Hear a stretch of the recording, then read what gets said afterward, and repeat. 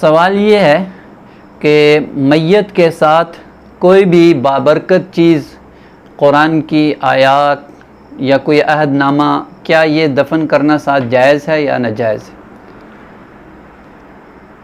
بات یہ ہے کہ قبر کے اندر جب میت کو رکھا جاتا ہے تو میت ایک وقت تک جو ہے وہ جسم سلامت رہتا ہے. اس کے بعد میت کا جسم جو ہے وہ گلنا سڑنا شروع ہو جاتا ہے، پیٹ پھٹ جاتا ہے اور قبر کے اندر معاملات بگڑ جاتے ہیں. تو اگر کوئی ساتھ قرآن کی آیات لکھی ہوئی ہیں یا کوئی عہد نامہ رکھا ہوا ہے یا پھر کفن کے اوپر قرآن کی آیات تحریر کی ہوئی ہیں، تو اس سے ان آیات کی، اللہ کے نام کی بے ادبی ہوگی.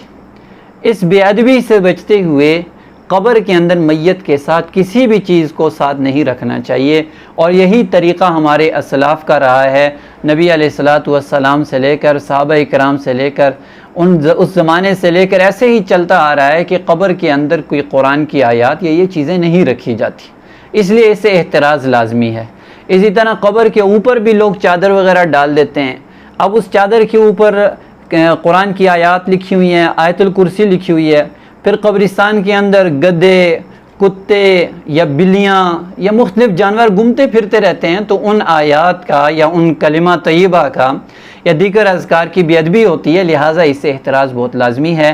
قبر کے اوپر صرف علامت کے طور پر پتھر لگا سکتے ہیں یا کوئی تختی جس کے اوپر صرف یہ پتہ چلے کہ یہ فلاں کی قبر ہے، اتنی اجازت ہے. باقی قبر کے اوپر جو تختی لگی ہوتی ہے اس کے اوپر کلمات طیبات بھی لکھنا مناسب نہیں ہے، کیونکہ اس کے اوپر بھی بے ادبی کا خطرہ ہے.